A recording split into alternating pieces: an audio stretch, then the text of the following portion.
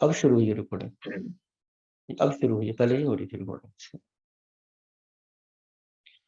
تو میں یہ کر رہا تھا آپ حضرات سے کہ اللہ سبحانہ وتعالیٰ نے قرآن حکیم میں بار بار ہم کو اس بات کی دعوت دی کہ آپ قرآن کے اوپر غور کیوں نہیں کرتے، اور قرآن فذکر بالقرآن من یخاف وعید کہ قرآن سے اے نبی اب لوگوں کو وہ نصیحت کرواتے رہیں جو بھی اللہ کی وعید سے اور اللہ کی ڈرانے سے ڈر سکتا ہے۔ تو ہمارا ایک ہدف یہ ہے کہ دیکھیے قرآن حکیم کے ذریعے سے ہمارا ایک زندہ تعلق قائم ہو جائے، اور اصلاً ہمیں ایمان تقلیدی سے ایمان شعوری حاصل ہو چاہیے۔ ایمان تقلیدی کیا چیز ہے؟ دیکھیے جب ہم کہتے ہیں مسلمان ہیں تو ہم کہتے ہیں تمہارے پاس مسلمان ہونے کیا ہے، کیونکہ ہم مسلمان گھرانے میں پیدا ہوئے، میرے آئی ڈی کارڈ کے اوپر مسلمان لکھا ہوا ہے، میرے پاسپورٹ کے اوپر مذہب کے خانے میں اسلام لکھا ہوا ہے، اس وجہ سے میں مسلمان ہوں۔ تو کیا یہ میرے مسلمان ہونے کی وجہ ہے؟ تو یہ میرے ظاہری مسلمان ہونے کی ایک آئیڈینٹی ہے، ایک تشخص ہے، لیکن یہ میرے مسلمان ہونے کی اصل دلیل نہیں ہے۔ تو ہم اسے ایک قدم اور آگے بڑھائیں گے، ہم کہیں جی میں اس لیے مسلمان ہوں کیونکہ میرے والدین نے مجھے کلمہ پڑھایا تھا۔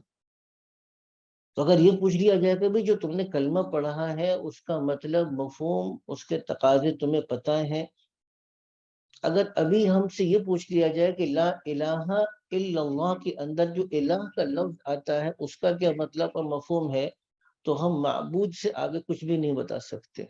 جب یہ کہا جائے کہ محمد رسول اللہ صلی اللہ علیہ وسلم جب ہم نے کہا، تو محمد رسول اللہ کہنے کے تقاضے کیا ہیں تو وہ ہم نہیں بتا سکتے۔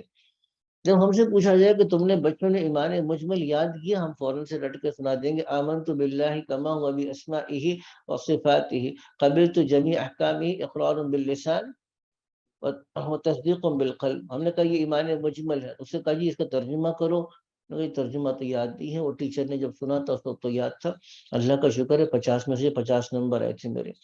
تو کیا یہ 50 میں سے 50 نمبر آنا میرے ایمان کی دلیل ہے؟ وہ میرے ایمان کی دلیل نہیں ہے۔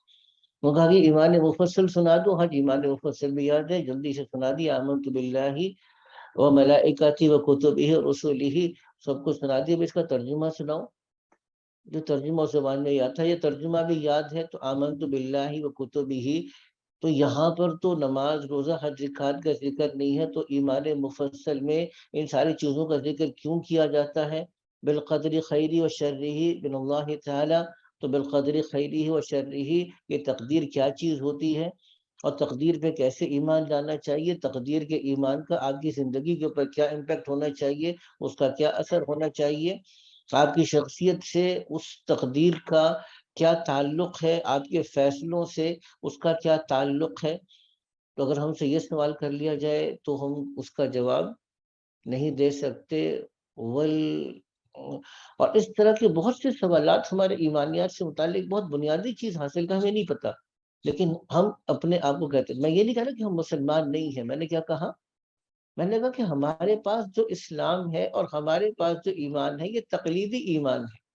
تقلیدی کا مطلب یہ ہے کہ ہمیں جو آباء و اجداد سے ملا اور جو ہم کو بتا دیا گیا اس کو ہم نے ویسے منوعاً قبول کر لیا، لیکن ہمارا شعور، ہمارا دل، ہمارا عمل، ہمارے فیصلے، ہماری ترجیحات میں ان ساری چیزوں کی کوئی عکاسی نہیں ہوتی کہ جو میں زبان سے اپنے اسلام ہونے کا اقرار کر رہا ہوں۔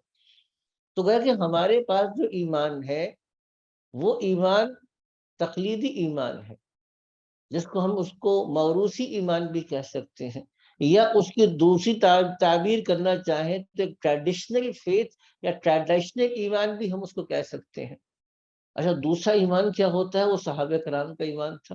وَإِذَا سَمِعُوا مَا أُنزِلَ إِلَى الرَّسُولِ تَرَىٰ أَعْيُنَهُمْ تَفِيضُ مِنَ الدَّمْعِ مِمَّا عَرَفُوا مِنَ الْحَقِّ۔ اب یہ کون سا ایمان ہے؟ جب سنا اور سنتے ہی کیا حال ہوا؟ اذا سمعوا ما انزل الى الرسول ترى اعينهم تفيض من الدمع، ان کی آنکھوں سے آنسو بہنا شروع، جی وعلیکم السلام، ان کی آنکھوں سے آنسو بہنا شروع ہو گئے۔ اور جو صحابہ کرام کا ایمان تھا یا جن اس ایمان والوں کے ایمان کا ذکر اللہ نے کیا، ان الذین قالوا ربنا اللہ ثم استقاموا، ایمان والوں کی کیفیت یہ تھی کہ جب ایمان لائے تو پھر یہ ہوا۔ اب ہمیں قرآن سے تحقیقی ایمان ملے گا، حقیقت ایمان ملے گا، جتنی باتیں میں نے کہی الہ کا مطلب کیا وہ ہمیں قرآن سے پتہ چلے گا، محمد رسول اللہ کہنے کے تقاضے کیا یہ ہمیں قرآن سے پتہ چلے گا، جب میں تقدیر پہ کہتا ہوں، میں توکل کی بات کرتا ہوں، یہ ہمیں قرآن سے پتہ چلے گا۔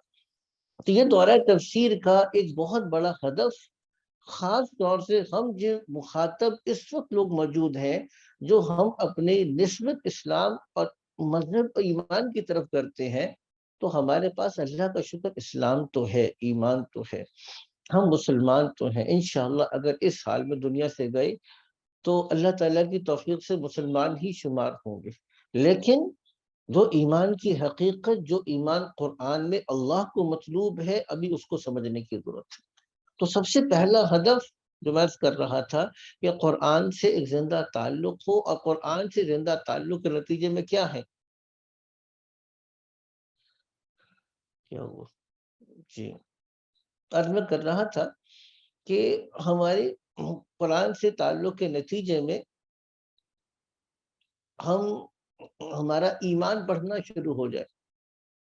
اچھا، ایمان کے ساتھ ساتھ قرآن حکیم دوسرا کام بھی کرتا ہے، میں نے ایک اور آیت پڑھی تھی سورہ فرقان کی، تبارک الذی نزل الفرقان علی عبدہ لیکن للعالمین نذیرا، بڑی برکت والی ہے وہ ذات جس نے الفرقان کو اپنے بندے پر اتارا۔ تو قرآن کا ایک نام کیا ہے؟ الفرقان۔ فرقان کا مطلب کیا؟ یہ حق اور باطل میں تمیز کر دیتا ہے۔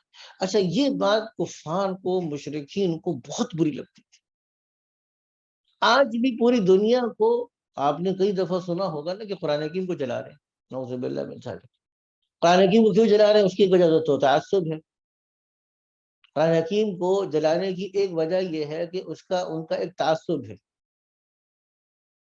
اس لیے قرآن حکیم کو جلاتے ہیں۔ دوسری بات یہ ہے کہ ان کو جب قرآن کو پڑھتے ہیں تو قرآن حکیم باطل کے لیے، اہل باطل کے لیے، شرک کے لیے، کفر کے لیے، گمراہی کے لیے، قرآن حکیم کسی قسم کا کوئی سمجھوتا نہیں ہوتا، اور یہ ان کا مطالبہ ہے کہ نہیں، کچھ نہ کچھ ہماری بھی رعایت رکھی جائے، ہماری مطالبے کے مطابق، ہماری خواہش کے مطابق آپ قرآن میں کوئی تھوڑی سی تبدیلی تو کریں، کوئی موڈیفیکیشن کریں، کوئی ماڈریٹ قرآن، کوئی ماڈریٹ اسلام لے کر آئیں۔ ائت بقرآن غیر ھذا او بدلہ، دوسرا قرآن نو، یہ قرآن قابل قبول نہیں ہے، یا اس کو تھوڑا سا اس کو بدل دو، اس کے اندر تھوڑی تبدیلی کر دو۔ تو کیا فرمایا گیا؟ قل ما یکون لی ان ابدلہ من تلقاء نفسی، اے نبی آپ ارشاد فرما دیجئے کہ میرے پاس یہ اختیار نہیں کہ اپنی طرف سے اس قرآن کو بدل دو۔ ان اتبع الا ما یوحی الیہ، میں تو خود اتباع کرتا ہوں۔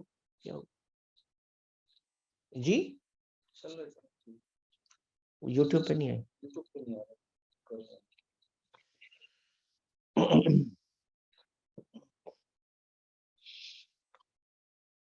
تو میں کر رہا تھا آپ سے،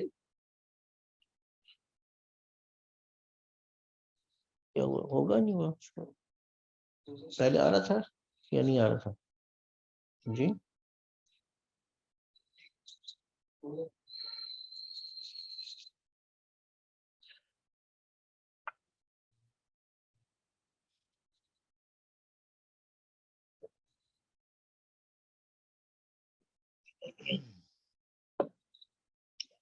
آپ لوگ نا، میرا مشورہ ہے کہ صرف یوٹیوب کا لے لیں اور زوم کا مجھے دے دیں، میں زوم کا بہت اچھی طریقے سے مینج کر لوں گا۔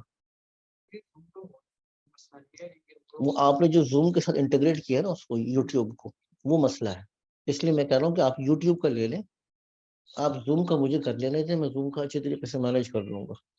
آپ ڈائریکٹ یوٹیوب کے اوپر جائیں، ڈائریکٹ یوٹیوب کے اوپر براڈ کاسٹنگ کریں، اس کو جو آپ انٹیگریٹ کرنے کی کوشش کر رہے ہیں وہ نہیں ہو رہا آپ لوگوں سے۔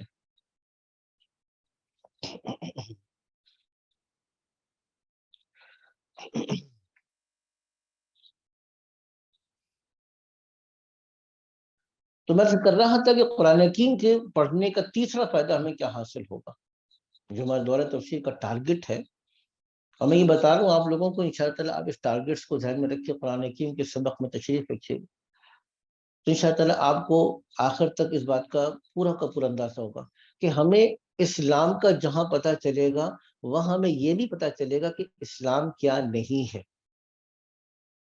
جہاں ہمیں یہ پتہ چلے گا کہ ایمان کیا ہے وہاں ہمیں یہ پتہ چلے گا کہ کفر کی کیا حقیقت ہے، وہاں ہمیں یہ پتہ چلے گا کہ شرک کی کیا حقیقت ہے، وہاں ہمیں یہ پتہ چلے گا کہ لوگ کفر اور شرک میں جاتے ہیں تو کیوں جاتے ہیں، لوگ ایمان سے بھٹکتے ہیں کیوں بھٹکتے ہیں، اسباب گمراہی کیا ہیں، اسباب کفر کیا ہیں، اسباب شرک کیا ہیں، کون سی شیطانی وسوسے ہیں، کون سے شیطانی دلائل ہیں، کون سے عقلی دلائل ہیں جس کی بنیاد پہ لوگ عقل سے نکل کر ہدایت سے نکل کر گمراہی کی طرف چلے جاتے ہیں۔ تو تیسرا ہمارا ٹارگٹ الفرقان، ہدایت اور گمراہی کے اندر فرق کا کرنا ہے۔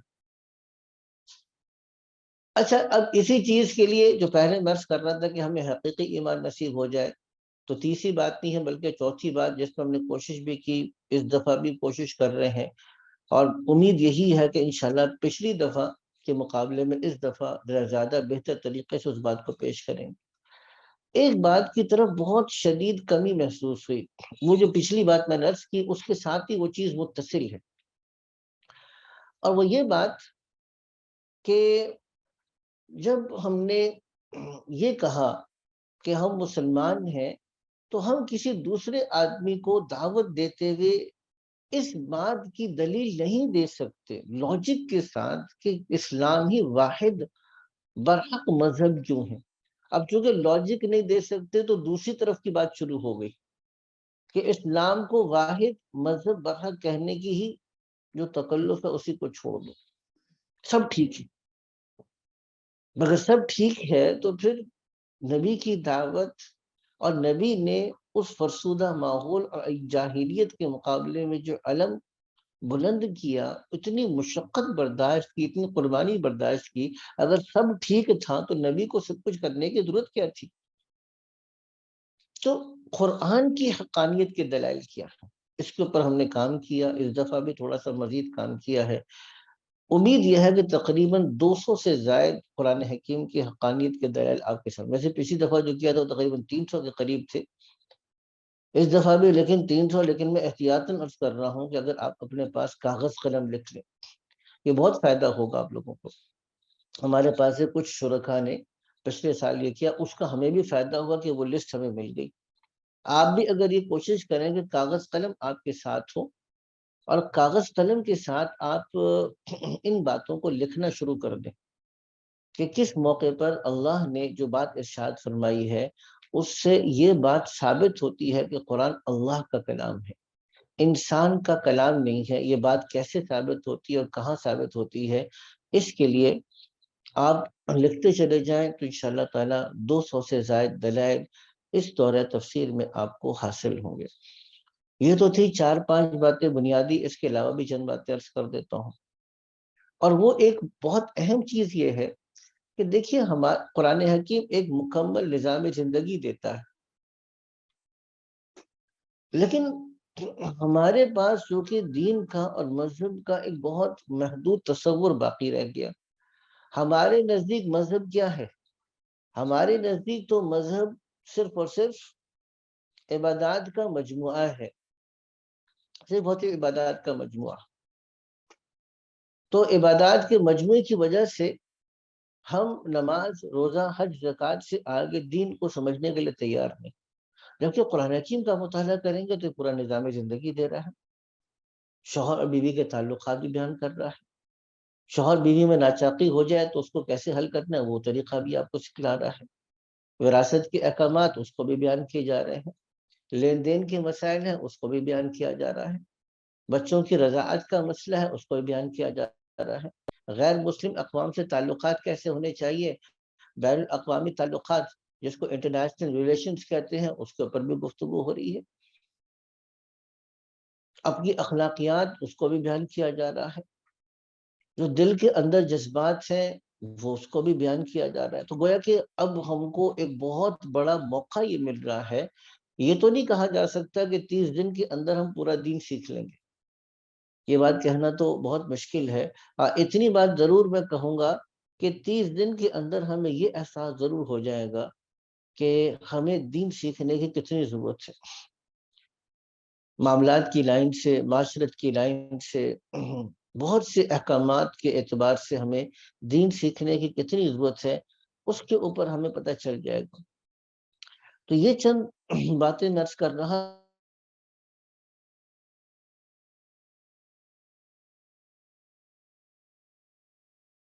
تھا. اچھا، اس میں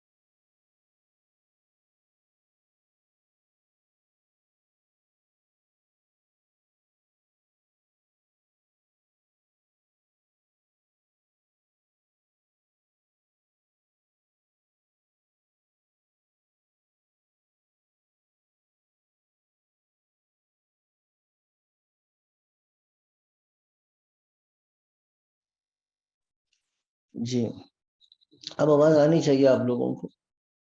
تو خیر، یہ میں نے ابھی تک تھوڑے سے اہداف بیان کیے. جی، اب آواز آنی چاہیے آپ لوگوں کو. جی، آواز اب آنی چاہیے آپ لوگوں کو. اس کو میوٹ اس پہ.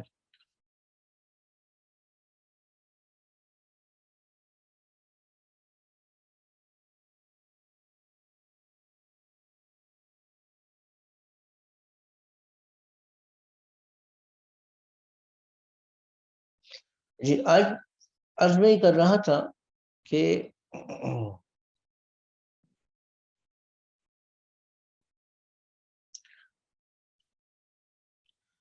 تو میں عرض یہ کر رہا تھا آپ سے کہ یہ ہمارے اہداف ہیں.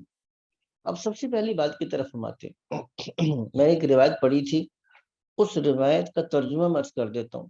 بہت لمبی لمبی باتیں تو کرنا ممکن نہیں ہوگا، لیکن جو روایت میں نے پڑھی اس کو ایک ترجمہ کر دیتے ہیں تاکہ ہمارا دل مزید متوجہ ہو جائے. میں عرض کر رہا تھا کہ علم کا ایک باب سیکھنا 1000 رکعت نفل سے افضل ہے. مطلب تھوڑا سا پنکھا بول دے بس، اگر ضرورت محسوس ہو رہی ہے، نہیں ہے تو پھر رہنے دیں. اچھا، یہ روایت میں اکثر سنایا کرتا ہوں. جو اتنے مقاصد میں نے بیان کیے، یہ مقاصد میں اپنی طرف سے نہیں عرض کر رہا تھا. میں نے مقاصد تو پہلے بیان کر دیا قرآن پڑھنے سے، لیکن اس ضمن میں ایک حدیث کو دلیل کے طور پہ پیش کر رہا ہوں. اور وہ حضرت علی فرماتے ہیں کہ آپ صلی اللہ علیہ وسلم نے آنے والے دور میں بہت سے فتنوں کا ذکر فرمایا. اچھا، ابھی میں نے پہلے بھی آپ لوگوں کی خدمت میں عرض کیا تھا اس وقت کا کتنا بڑا فتنہ ہے، لیکن اس وقت طبیعت کے اوپر مزید صدمے کی کیفیت طاری ہوئی جب اس کو اپنی آنکھوں سے دیکھ لی. میں نے عرض کیا تھا کہ ابو دہبی میں، یو اے ای کے اندر، دبئی یا ابو دہبی میں ایک مرکز انہوں نے بنایا. وہ مرکز ایسا ہے جس میں 4 دیواری کے اندر یا ایک ہی حدود کے اندر ایک چرچ بھی ہے، سیناگوگ بھی ہے اور مسجد بھی ہے. اور یہ کس لیے ہے؟ وحدت ادیان کو بیان کرنے کے لیے.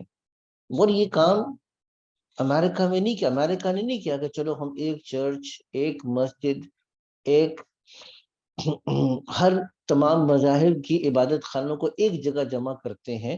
لوگ کہ آپ تو بہت بڑے چیمپئن ہیں. امریکہ بہت بڑا چیمپئن ہے حقوق آزادی کا، تو آپ نے تو یہ کام نہیں کیا.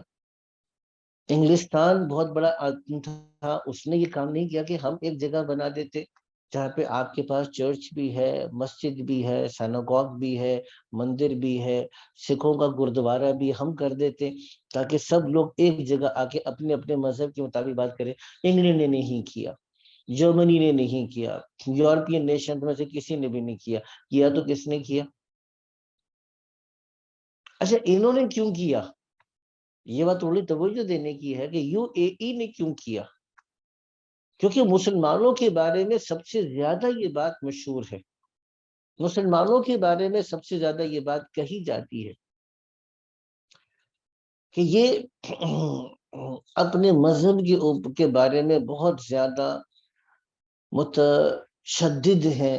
تو اب اس امیج کو دور کرنا ہے، اب لوگوں کو یہ بتانا ہے۔ حضرت آپ اوپر تشریف رکھ لیں، بیٹھنے کی جگہ موجود ہے۔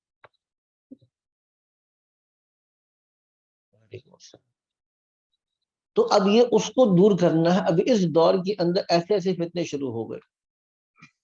اچھا اس پورے پروجیکٹ کی سرپرستی کرنے والا معمولی آدمی نہیں ہے۔ میں نام بتاؤں گا تو آپ حیران ہیں۔ نام اس لیے بتانا ضروری ہے کیونکہ یہ کوئی چھپ کر کسی گلی کے نکڑ پر نہیں ہو رہا نا، یہ تو پوری دنیا کے سامنے ہو رہا ہے۔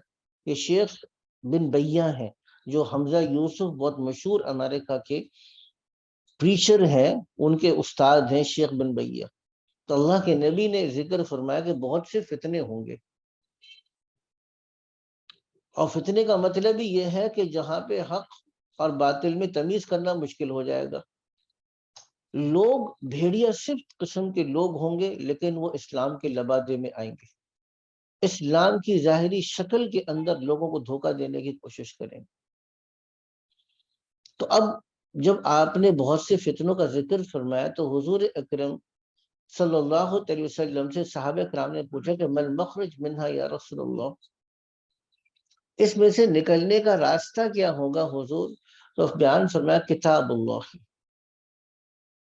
اللہ کی کتاب، فیہ نبأ ما قبلکم، اس میں خبر ہے ما قبلکم جو تم سے پہلے تھا، وفصل ما بینکم، یہ اللہ کی کتاب، اور پھر آگے اللہ کے نبی نے اس کتاب سے آپ کو کیا کیا فائدے حاصل ہوں گے اس کو بیان کیا۔ پہلی بات کیا بیان فرمائی کہ اس کے اندر نبأ ما قبلکم، تم سے پچھلے قوموں کے واقعات اس کے اندر موجود ہیں جس سے تم کو عبرت ملے گی۔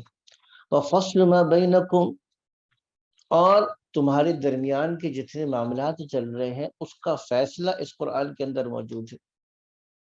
ابھی میں نے عرض کیا تھا کہ ایک کال آ گئی کراچی سے، 12 منٹ لیے اس خاتون نے میرا کہ جی یہ اگر آپ کے سامنے شخصیات ہوں تو آپ کس کو ووٹ دیں گے؟ پوچھنے تھے بھی یہ 4-5 شخصیات ہیں، تو ہم نے تو وہ کہا کہ جو قرآن نے کہا۔ اب آپ لوگ کہیں گے کیا مطلب؟ اس کے بارے میں جو قرآن نے کہا، جی ہاں قرآن نے کہا، تھوڑا سا صبر کر لیں، ہمارے ساتھ چلیں، انشاءاللہ تعالیٰ قرآن حکیم آپ کو ساری باتیں بیان کرے گا۔ ابھی آپ سورہ بقرہ ختم کریں گے تو یہ مسئلہ بھی آپ کو واضح ہو جائے کس کو ووٹ دینا چاہیے۔ ابھی آ رہے ہیں نا انتخابات، آپ کے سامنے سوال ہے کس کو ووٹ دینا چاہیے۔ اس خاتون نے میرے 12 منٹ لیے، 2 منٹ کہہ کے 12 منٹ لیے ان خاتون نے، لیکن کوئی مسئلہ نہیں ہے۔ لیکن وَفَصْلُ مَا بَيْنَكُمْ، اللہ کے نبی نے کہا تمہارے درمیان میں جتنے معاملات ہونے والے ہیں اس کا فیصلہ بھی قرآن کرے گا۔ آگے اللہ کے نبی نے کہا وہ خبر مَا بَعْدَكُمْ، اور تمہارے بعد جو لوگ آئیں گے اس کی طرف بھی اشارہ قرآن کے اندر موجود ہے۔ مثال کے طور پہ خلفۂ راشدین کے بارے میں قرآن نے پہلے بتا دیا کہ ایسے نیک لوگ آئیں گے۔ اچھا قرآن حکیم نے اللہ نے اشارہ پہلے کر دیا کہ اس امت کے اوپر 2 دورے عروج اور 2 دورے زوال آئیں گے۔ منگولز آئیں گے، قرآن میں اس کا اشارہ موجود ہے۔ تاتاری آئیں گے، اس کا اشارہ موجود ہے۔ مسلمانوں کے اوپر برطانوی سامراج کی حکومت ہوگی، قرآن کے اندر اشارہ موجود ہے۔ خبر ما بعدکم، اس قرآن میں تمہارے بعد میں آنے والوں کے واقعات بھی موجود ہیں۔ آگے بیان فرمو والفصل لیس بالہزل، یہ ایک فیصلہ کن کلام ہے، یہ کوئی ہنسی مذاق نہیں ہے۔ من ترکہ من جبار، جو جابر آدمی جان بوجھ کر قرآن کو چھوڑے گا، قسمہ اللہ، اللہ اس انسان کو پیس کر رکھ دے گا۔ وَمَنِ ابْتَغَى الْهُدَى فِي غَيْرِهِ، جو آدمی قرآن کو چھوڑ کر کسی اور جگہ پہ تلاش کرے گا، ہدایت کو کسی اور جگہ پہ تلاش کرے گا، اضلہ اللہ، اللہ اس کو گمراہ کریں گے۔ صحیح اور غلط کا پیمانہ اللہ نے قرآن کو بنا دیا۔ جب آپ قرآن کو چھوڑ کر ترقی کسے کہتے ہیں، امن کیسے دنیا کے اندر آ سکتا ہے، جب آپ ان ساری چیزوں کو دوسروں کے ذریعے سے تلاش کرنے کی کوشش کریں گے، اللہ اس انسان کو گمراہ کریں گے۔ ہوا حبل اللہ المتین، یہی تو اللہ کی مضبوط رسی ہے۔ وہ ذکر الحکیم، اور یہی حکمت سے بھرا ہوا ذکر یعنی کہ نصیحت ہے۔ وہ الصراط المستقیم، اور یہی قرآن سیدھا راستہ ہے۔ وَهُوَ الَّذِي لَا تَلْتَبِسْ بِهِ الْأَلْسِنُ، یہی وہ قرآن ہے جس کے ذریعے سے انسان کی زبان نہیں تھکتی۔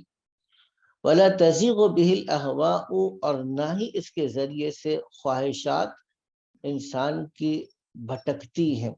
وَلَا يَخْلُقْ عَنْ كَثْرَةِ الرَّدِّ، بار بار پڑھنے سے انسان اکتاتا نہیں ہے۔ وَلَا يَشْبَعُ مِنْهُ الْعُلَمَاءُ، علماء کبھی اس سے سیر حاصل نہیں ہوں گے۔ یہ ایسی کتاب ہے، اور میں ابھی آج بھی تیاری کر رہا تھا، اس میں بھی نئے نقطے نکل رہے تھے۔ مجھے اس محنت میں قرآن کے ساتھ لگے ہوئے، آپ سمجھے گا کہ 1992 کے اندر اللہ نے ایسے حالات پیدا فرمائے کہ میں شعوری طور پہ جو تھوڑا بہت اللہ نے شعور دیا تھا، تو میں قرآن کی طرف آیا۔ 1992 کو انگریزی میں کتنا کہتے ہیں؟ 92۔ اتنی انگریزی تو ہمیں بھی آتی ہے، ٹھیک ہے۔ اور اب کتنا ہے؟ 2023۔ اس کو انگریزی میں کیا کہتے ہیں؟ 2023، ٹھیک ہے۔ تو کتنے سال ہو گئے؟ 31 سال تقریباً ہو گئے، ٹھیک ہے۔ تو 31 سال میں جب بھی کیا، تو آج بھی جب میں بیٹھا ہوا تھا اور اپنے نوٹس کو چیک کر رہا تھا، تو اس کے اندر بھی میرے علم میں، میرے شوق میں، اور میری اس کیفیت میں کہ یار میں نے پہلے ان ساری چیزوں کو مزید کیوں نہیں، کیونکہ ذہن میں تھا نا کہ نوٹس تو بنے ہوئے، میری ڈائری آپ کے سامنے موجود ہے اس وقت، پہلے سے نوٹس موجود ہے نا، تو ذہن میں یہ تھا کہ بس ٹھیک ہے نوٹس تو ہے نا، تو ایک نگاہ دیکھ لیں گے، جا کے تھوڑی سی دہرائی کر کے جا کے بیان کر دیں گے۔ جب دیکھنے کے لیے بیٹھا تو اور باتیں آنا شروع ہو گئی، اور آج صبح پھر طبیعت پہ تھا کہ یار کچھ تھوڑی دیر بیٹھتے، کچھ ساری چیزوں کو دیکھتے، تو شاید اور چیزیں زیادہ سے لکھ لیتا۔ تو اللہ کے نبی نے کہا کہ یہ ایسی کتاب ہے کہ ولا یشبع منہ العلماء، علماء اس سے سیر حاصل نہیں ہوں گے۔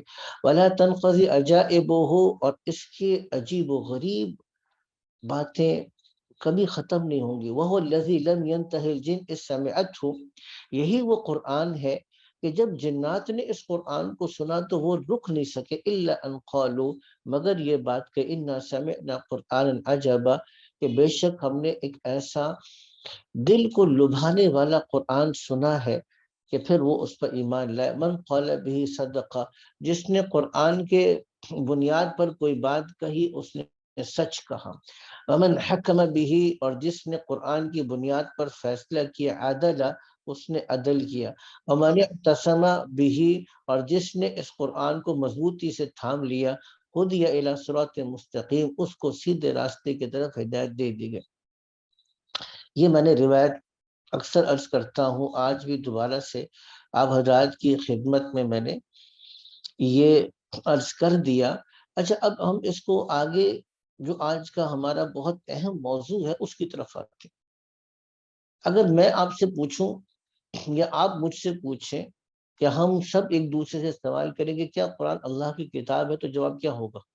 جی ہاں، بالکل اللہ کی کتاب ہے۔ اور اگر ہمارا دوسرا سوال ہو کہ بھئی کیا آپ اس بات کو ثابت کر سکتے ہیں، تو اب اس میں ایک عام مسلمان کے ذہن میں سوال ہے، تو وہ اگر دلیل دے گا تو زیادہ سے زیادہ یہ دلیل دے گا کہ دیکھو اللہ کے نبی لے کر آئے، اللہ کے نبی سچے تھے، اور جب انہوں نے ہمیشہ سچ کہا، کبھی جھوٹ نہیں کہا، تو قرآن بھی اللہ کا کلام ہے کیونکہ نبی جھوٹ نہیں بولتے تھے۔ تو یہ دلیل عام طور پہ لوگ دیں گے، جو کہ دلیل بہت مضبوط دلیل ہے، صحیح ہے، لیکن یقینی طور پہ کافی نہیں ہے۔ ہمیں اب اس کو مزید سمجھانا ہے کہ معجزہ کیسے، مثال کے طور پہ میں آپ کو چھوٹا سا واقعہ بیان کرتا ہوں، یہ آپ کے لاہور شہر کا ہی واقعہ۔ اور لاہور شہر کیا ڈیفنس کے پاس آپ کی یونیورسٹی ہے لمس یونیورسٹی کا واقع ہے۔ لمس یونیورسٹی میں مشہور مناظر اور مبلغ ہیں، امریکہ سے ابھی تھوڑے دن پہلے آئے ہوئے تھے، حمزہ تزورتس ان کا نام ہے، حمزہ تزورتس ان کا نام ہے، گریک ہے، پہلے مسلمان نہیں تھے، مسلمان ہوئے، ایتھیزم پر، دہریت پر، الحاد پہ بہت زیادہ کام بھی کیا، بڑی اچھی کتاب بھی لکھی ہے۔ وہ ان کی جو کتاب ہے وہ میں نے ادھر سے چلے جائیں، یہ واش روم یوز کر لیں، مجھے پتہ نہیں پتا وہاں پہ کیسا سسٹم، اس واش روم کو یوز کر لیں۔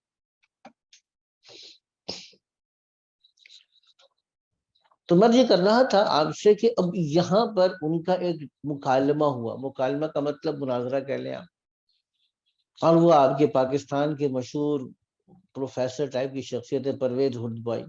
جو پرویز ہدبائی ہیں وہ آپ کو پتہ ہے بالکل ہی آزاد ذہن کے آدمی ہیں۔ تو حمزہ تزورتس نے درمیان میں جب وہ بات کر رہے تھے تو اس نے قرآن کے معجزہ ہونے کی بات کی، تو پرویز ہدبائی نے اس کو اس کی گفتگو کے دوران ٹوکا، تو ادب کے بھی خلاف ہے کہ دوسرے آدمی کا وقت ہے، وہ بات کر رہا ہے تو اب درمیان میں اس کو ٹوکے۔ اس نے بڑے اس سے شد و مد سے کہا، you can not prove that Quran is a miracle, you can not prove. اس نے یہ کہا کہ تم یہ ثابت نہیں کر سکتے کہ قرآن ایک معجزہ ہے۔ حمزہ تزور سے تو کچھ نہیں کہا، اگرچہ میری یقین ہے بہت کچھ کہہ سکتے تھے، لیکن میں آپ کو بتا رہا ہوں کہ یہ شخصیت جو آپ کے ایف سی کالج میں، آپ کے لمس یونیورسٹی میں، آپ کے علمی حلقوں میں جو ڈان جیسے اخبار میں لکھتے ہیں، وہ آدمی برملا کھڑے ہو کے یہ بات کہتا ہے کہ تم یہ بات ثابت نہیں کر سکتے کہ قرآن ایک معجزہ ہے۔ تو ہم اس بات کی طرف آتے ہیں کہ دیکھیے سب سے پہلی بات تو ہمیں یہ اندازہ ہو جائے کہ کیا قرآن واقعی معجزہ ہے، اگر معجزہ ہے تو کیسے ہے۔ جب ہمیں یہ بات سمجھ میں آ جائے گی تو ہم دوسری طرف آئیں گے کہ قرآن حکیم کو صحیح سے پڑھنے کا پیمانہ کیا ہے، کیونکہ قرآن کے نام پہ تو اب ہر دوسرا آدمی قرآن کے نام پہ کوئی نہ کوئی بات بیان کر رہا ہے، تو ہمیں کیسے پتہ چلے گا کہ جو قرآن کے نام پہ کہہ رہا ہے یہ ٹھیک کہہ رہا ہے کہ غلط کہہ رہا ہے۔ تو دو باتیں ہم نے کرنی تھی۔ اب میں آتا ہوں بغیر کسی تمہید کے، اگرچہ اس تمہید میں 1 گھنٹہ تو تقریباً گزر گیا، تو اب یہ تو نہیں کہہ سکتے کہ بغیر کسی تمہید کے تمہید تو ہوگی جتنی ہونی تھی، لیکن بہرحال اب ہم اپنے اصل موضوع کی طرف آتے ہیں، اگرچہ چلیں بغیر تمہید کے نہیں، تمہید کے بعد ہی سی، لیکن آتے ہیں۔ سب سے پہلا سوال ہے کہ معجزہ کسے کہتے ہیں؟ اس بات کو اگر ہم سمجھیں گے کہ معجزہ کسے کہتے ہیں تو آپ کو ایک سوال ہونا چاہیے، لازمی طور پر سوال ہوگا، کیونکہ ہماری بحث بھی چل رہی ہے کہ قرآن حکیم اللہ کے نبی کا لایا ہوا سب سے کامل، سب سے منفرد اور قیامت تک رہنے والا معجزہ ہے۔ تو معجزہ بنیادی طور پر عربی زبان میں کہتے ہیں جو کسی کو عاجز کر دے، لغت میں دیکھیں گے تو اس کا مطلب ہے عاجز کر دے، اور جب ہم اس کو دیکھیں گے اصطلاح کے اندر تو ایک ایسا واقعہ جو کسی نبی کے ہاتھ پر ظاہر ہو، اللہ کا فعل ہو اور مخاطب کو مقابلہ کرنے سے عاجز کر دے، نبی کے نبوت کی دلیل ہو، ماننے والا مسلمان ہو، نہ ماننے والا مسلمان نہ ہو۔ جب یہ بات آپ کے سامنے آئے گی تو اس کو کہتے ہیں معجزہ۔ جتنی بات میں نے کہی اب اس کو دوبارہ سے سمجھے گا۔ پہلی بات کیا؟ 5 چیزیں ہیں مولوی صاحب۔ 5 چیزیں کون سی ہیں؟ پہلی بات یہ ہے کہ دیکھیں معجزہ کا تعلق ایسی چیزوں کے ساتھ ہوتا ہے جو انسان کی قدرت سے باہر، کیونکہ وہ اس بات کی دلیل ہے کہ نبی اللہ کی طرف سے آیا ہے، اور جب اس کی طرف سے کوئی ایسا واقعہ ظاہر ہوگا جو انسان نہیں کر سکتا تو پتہ چلے گا کہ اس کو کس نے بھیجا ہے، اللہ نے بھیجا۔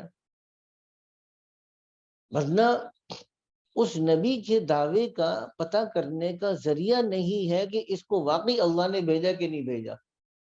تو اس بات کو ظاہر کرنے کے لیے اس کو اللہ نے بھیجا ہے، اس کے ساتھ اللہ کی قدرت ہے۔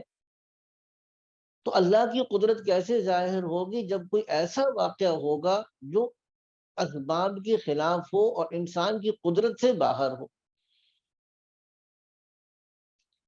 اچھا، اسباب قدرت سے اسباب انسان کی دائرہ اختیار سے باہر بھی ہو اور عام اسباب عادیہ کے خلاف بھی ہو. دیکھیے سورج روزانہ نکلتا ہے، سورج کا نکلنا، سورج کا غروب ہونا انسان کی طاقت سے باہر ہے، لیکن اسباب عادیہ کے خلاف نہیں ہے. اگر نبی آ کر کے دیکھنا کل صبح سورج نکلے گا. اس سال کے شروع میں نا 2023 کے آغاز میں ایک صاحب نے ایک میسیج کیا کہ یقین رکھو یہ سال بھی 1 سال سے زیادہ نہیں چلے گا. شاید آپ نے سنا نہیں سنا جی. تو اب اگر کوئی آدمی یہ دعویٰ کرتا ہے تو یہ دعویٰ کرنا کیا ہے؟ تو ایک طبعی سی بات ہے کہ سال 365 دن کا ہوتا ہے تو 365 دن ہی چلے گا، 366 دن تو نہیں چلے گا. تو نبی اگر آ کر یہ دعویٰ کرے کہ دیکھنا کل صبح سورج نکلے گا اور آج شام کو سورج غروب ہوگا، تو یہ نبی کی نبوت کی دلیل تو نہیں ہو سکتی، کیونکہ سورج تو روزانہ نکل ہی رہا ہے، غروب ہی ہو رہا ہے. ہاں جب نبی یہ کہے کہ دیکھنا ایک دن ایسا بھی آئے گا کہ سورج مغرب سے طلوع ہوگا اور واقعی طلوع ہوگا، تو وہ کیا ہوگا؟ وہ نبی کے نبوت کی دلیل ہے. کیونکہ سورج کا مغرب سے طلوع ہونا کیا ہے؟ یہ خلاف عادت واقعہ ہے. تو واقعہ ایسا ہو جو خلاف عادت بھی ہو، انسان کی قدرت سے باہر بھی ہو. اور تیسری بات یہ تھی کہ نبی کے دعوے نبوت کے مطابق وہ واقعہ رونما بھی ہو.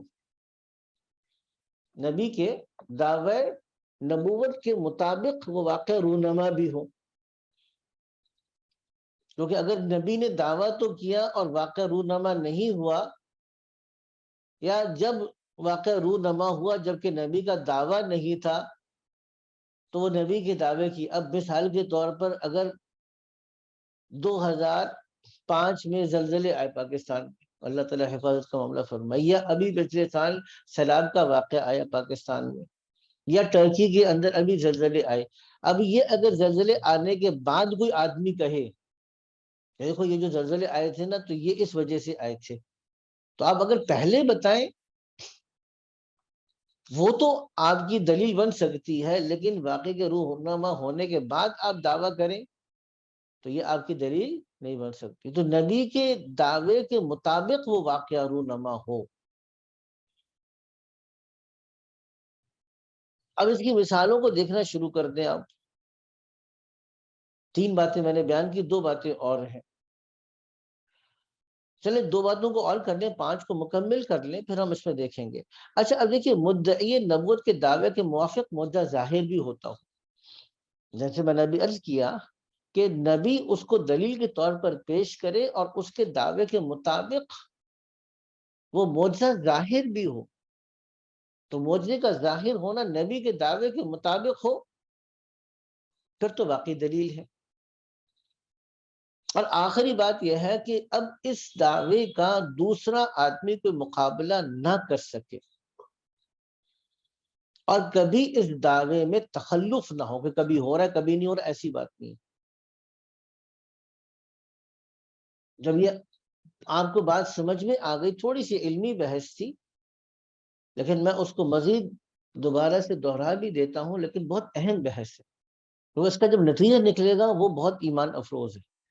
اگلی جو بحث ہے کہ قرآن کس اعتبار سے معجزہ ہے، جب ہم اس بات کو ڈسکس کریں گے تو وہ بہت زیادہ ایمان افروز ہے.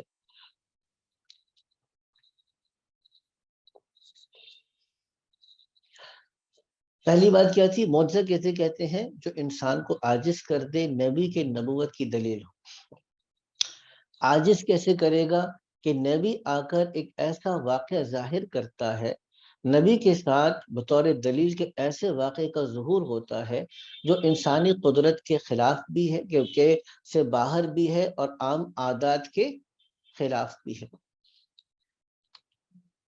دوسری بات، نبی اس کو بطور دلیل کے پیش کرتا ہے اور وہ نبی کے دلیل کے مطابق اور دعوے کے مطابق اس دعوے کا ظہور بھی ہوتا ہے، اور مقابل مخالفین اس کا مقابلہ کرنے سے عاجز آتے ہیں. یہ 5 باتیں بیان کی. اچھا جب ہم یہ 5 باتیں بیان کرتے ہیں تو اس میں سب سے پہلا سوال یہ ہوگا کہ اللہ کے نبی نے جب کلام کو پیش کیا، کتاب کو پیش کیا، تو یہ خلاف عادت واقعہ تو نہیں ہے؟ یہ میں عرض کر رہا تھا آپ لوگوں سے۔ دیکھیں مثال کے طور پر ہم حضرت موسیٰ علیہ السلام کے دعوے کو لیتے ہیں۔ موسیٰ علیہ السلام گئے جب فرعون کے دربار میں، اور موسیٰ علیہ السلام نے جا کر یہ دعویٰ کیا کہ بھئی میں اللہ کا نبی ہوں، تو فرعون نے کیا کہا؟ فرعون نے کہا کہ بھئی تم تو نبی کیسے ہو سکتے ہو، اور یہ نبی کون ہوتا ہے؟ تو حضرت موسیٰ علیہ السلام نے کہا کہ اولو جئتک بسلطان مبین، کیا میں تمہارے پاس اگر کوئی واضح دلیل لے کر آیا ہوں تب بھی کہو گے؟ فرعون نے کہا اچھا آپ کے پاس دلیل ہے، معجزہ ہے آپ کے پاس؟ جی بالکل ہے۔ کہاں ہے؟ لے کر آؤ۔ حضرت موسیٰ علیہ السلام نے کیا کیا؟ لاٹھی کو پھینکا تو وہ کیا بن گیا؟ فَإِذَا هِيَ ثُعْبَانٌ مُبِينٌ، وہ ایک واضح اژدہا بن گیا۔ اب لاٹھی کا اژدہا بننا خرق عادت، خلاف عادت واقعہ ہے کہ نہیں ہے؟ خلاف عادت واقعہ ہے۔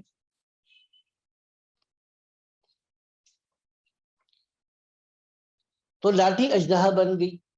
دوسرا کام کیا کیا؟ حضرت موسیٰ علیہ السلام نے اپنے ہاتھ کو گریبان میں ڈال کے نکالا۔ جب گریبان میں ڈال کے نکالا فَإِذَا هِيَ بَيْضَاءُ لِلنَّاظِرِينَ، تو وہ دیکھنے والوں کے لیے سفید چمکدار تھا۔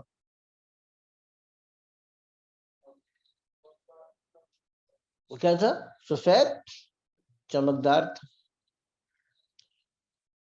تو اب یہ ہاتھ کا گریبان میں ڈال کے سفید چمکدار ہونا خرق عادت واقع ہے۔ خرق کہتے ہیں عربی زبان میں پھاڑنے کو، یعنی خلاف عادت۔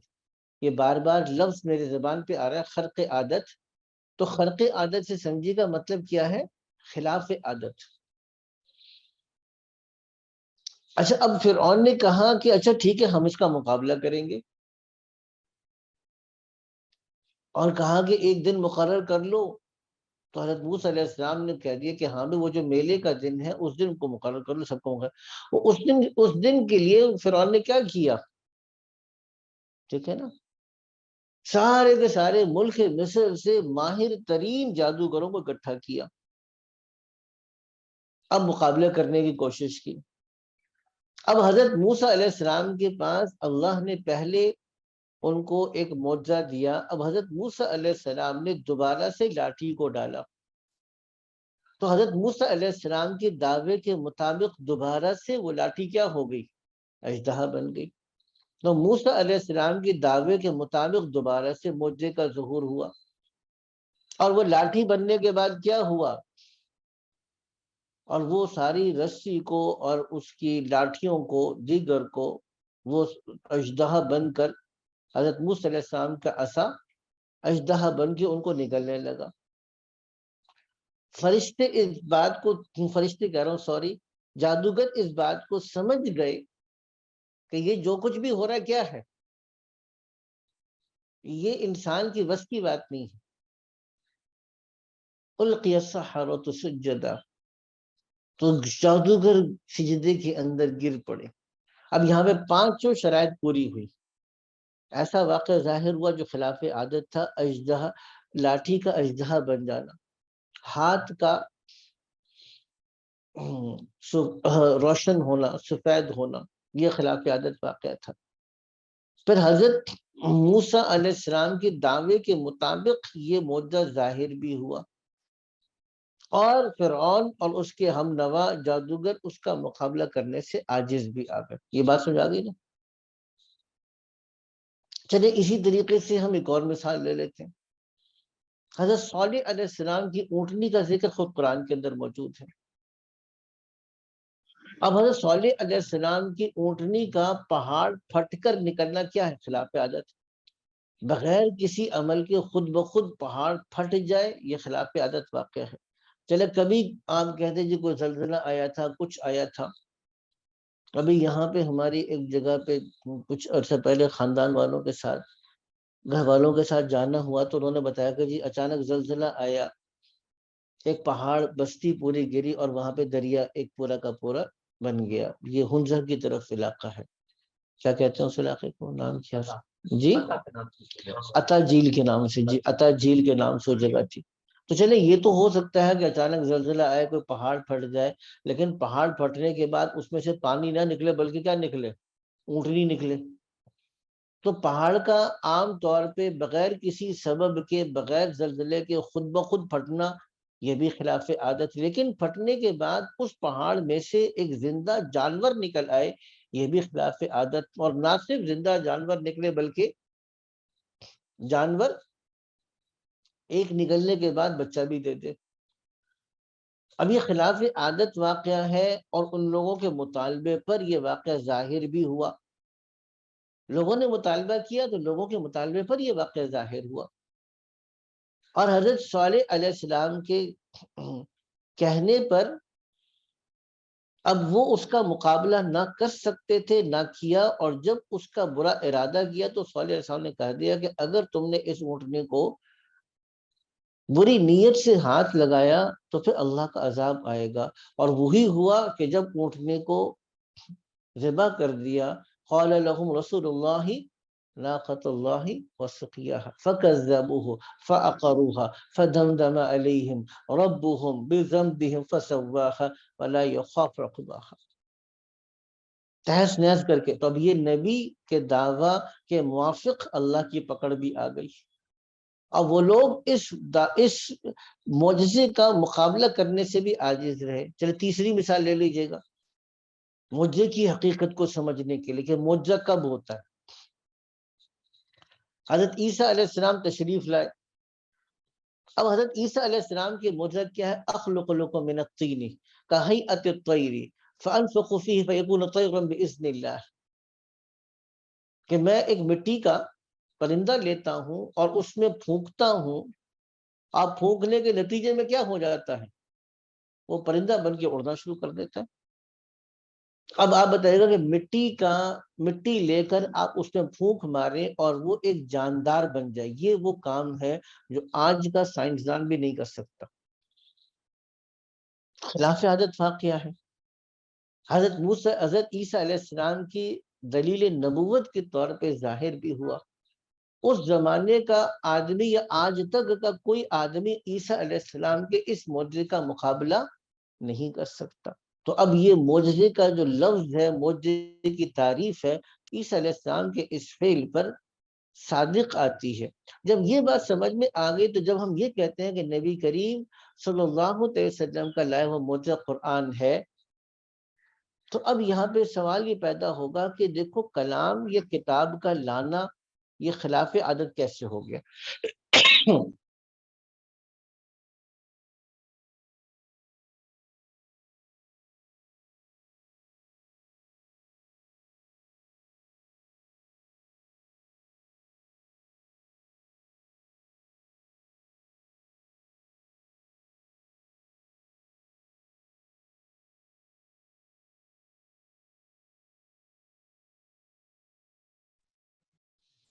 جی میں عرض کر رہا تھا، اب آواز آ گئی ہوگی آپ لوگوں کو۔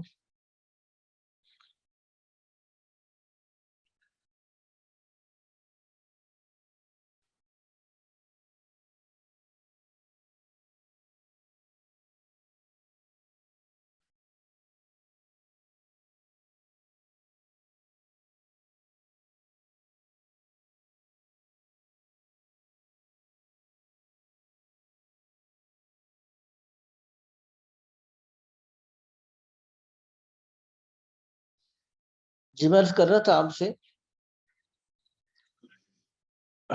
یا اللہ میں کیا کروں، آج سارا معاملہ ایسے ہی رہے گا۔ جی تو اب اگر جب ہم یہ کہتے ہیں کہ آپ صلی اللہ علیہ وسلم کا لایا ہوا معجزہ قرآن ہے، تو اس پہ پہلا سوال کیا اٹھتا ہے کہ کتاب کا لانا، کتاب کا پیش کرنا کوئی خلاف عادت واقعہ تو نہیں ہے؟ دنیا میں کتنے لوگ کتابیں لکھ رہے ہیں، تو کتابیں لکھی جا رہی نہیں لکھی جا رہی؟ کتابیں تو لکھی جا رہی، تو کتاب کا پیش کرنا معجزہ کیسے ہو گیا؟ اب اس کو سمجھنے کی ضرورت ہے، جو میں نے جتنی بات تمہید باندھی ہے اس بات کو سمجھانے کے لیے باندھی تمہید، کہ کتاب کا پیش کرنا معجزہ کیسے ہے۔ دیکھیے معجزے دو قسم کے، ایک معجزہ ہے جو حسی ہے، جتنی میں نے آپ کو معجزے کے مثالیں دی یہ حسی معجزہ تھا، اور دوسرے معجزات ہیں جو حسی معجزات سے آگے بڑھ کر ہیں، وہ علمی اور اخلاقی معجزات ہیں، علمی، اخلاقی، عملی معجزات ہیں۔ تو اس اعتبار سے اگر دیکھا جائے تو معجزات کی 4 قسمیں بنیں گی۔ ہم جب معجزہ سمجھتے ہیں تو ہمارے نزدیک معجزہ صرف مشاہداتی ہوتا ہے، جتنی میں نے پیش کی، حضرت موسیٰ علیہ السلام کا عصا کو پیش کرنا، اور موسیٰ علیہ السلام کے ہاتھ کا روشن ہونا، جس کو ید بیضاء کہتے ہیں۔ قوم سمود کے مقابلے میں حضرت صالح علیہ السلام کی اونٹنی کا ظاہر ہونا، عیسیٰ علیہ السلام کا مردوں کا زندہ کرنا اور پرندے کی شکل بنا کے پھونک مارنا اور وہ اڑتا ہوا پرندہ بن جائے، یہ معجزہ ہے۔ اچھا، اس کے علاوہ بھی تو انبیاء کرام علیہ السلام گزرے۔ لوط علیہ السلام تھے، نام سنا ہوگا نا آپ نے لوط علیہ السلام کا، قرآن میں ذکر ہے۔ لوط علیہ السلام کا معجزہ کیا تھا؟ اب میں نے کہا کہ آپ لوگ خاموش ہو گئے نا۔ لوط علیہ السلام نبی تھے، یہ آپ نے سنا ہے نا۔ لوط علیہ السلام کے ساتھ معجزہ تھا، کیونکہ جب بھی نبی آئے گا، دعوت دے گا، معجزہ ہوگا نہیں ہوگا؟ لوط علیہ السلام کے ساتھ معجزہ تھا نہیں تھا؟ مولوی صاحب بھی پریشان ہو گئے ہمارے۔ پریشان کرنا مقصود تھا، کیونکہ پریشان کریں گے تو میری باتیں سمجھ میں آئیں گی آپ لوگوں کو۔ اللہ کرے آپ لوگوں کو سمجھ میں آنا شروع ہو جائے کہ میں جو محنت کر کے لے کے آتا ہوں، اصل میں لوگوں کو نا آج تک جو جذباتی عوامی تقریریں ہوتی ہیں وہ پسند ہوتی ہیں، جس میں جگتیں لگ رہی ہوں اور ہنسی مذاق ہو رہا اور لطیفے چل رہے ہوں، وہ اس طرح کی باتیں تھی۔ اچھا، وہ ایک تو آ گیا جواب یہاں پر زوم پر کہ نہیں تھا۔ تو اللہ تعالیٰ تو قرآن میں کہتے ہیں کہ ہم نے جتنے انبیاء کو بھیجا، فَاسْأَلُوا أَهْلَ الذِّكْرِ، یعنی چلیے یہ قرآن کی آیت میں سنا دوں آپ کو، تاکہ یہ جو شبہ ہو رہا ہے کہ حضرت لوط علیہ السلام کے ساتھ معجزہ نہیں تھا، آپ کا یہ شبہ بھی دور ہو جائے۔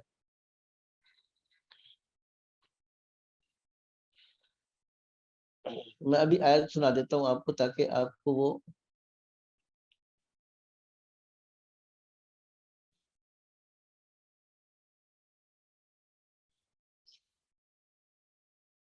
اب یہ آیت آ رہی ہے، وَمَا أَرْسَلْنَا مِن قَبْلِكَ إِلَّا رِجَالًا، اور ہم نے آپ سے پہلے نہیں بھیجا مگر وہ کچھ انسان مرد تھے، نوحی الیہم، ہم ان کی طرف وحی کرتے۔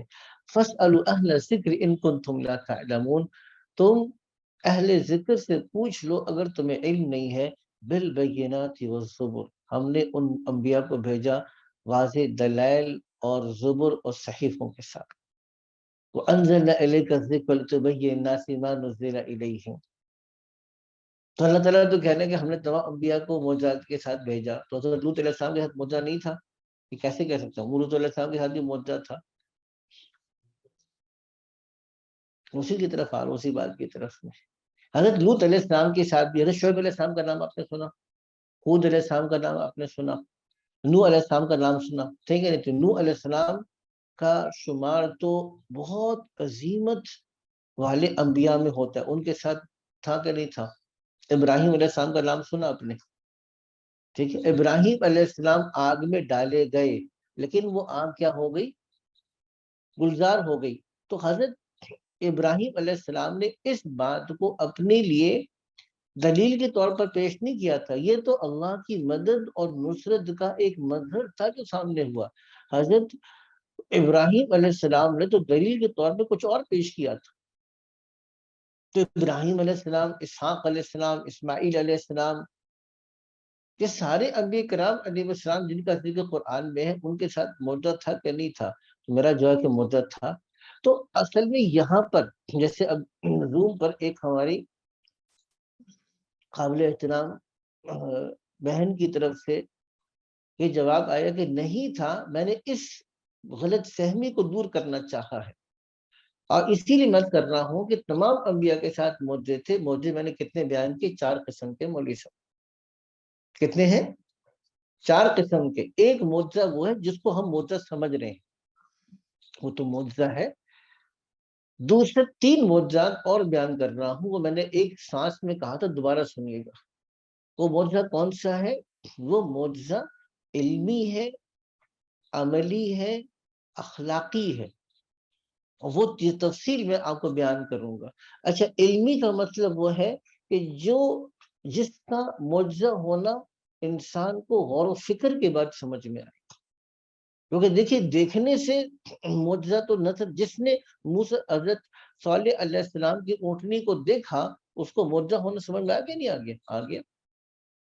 جس نے حضرت موسیٰ علیہ السلام کی لاٹھی کو اژدہا بنتے ہوئے دیکھا اس کو معجزہ ہونا سمجھ میں آ گیا۔ اس کا تعلق کس کے ساتھ ہے؟ غور و فکر کے ساتھ نہیں ہے، اس کا کس کا تعلق ہے؟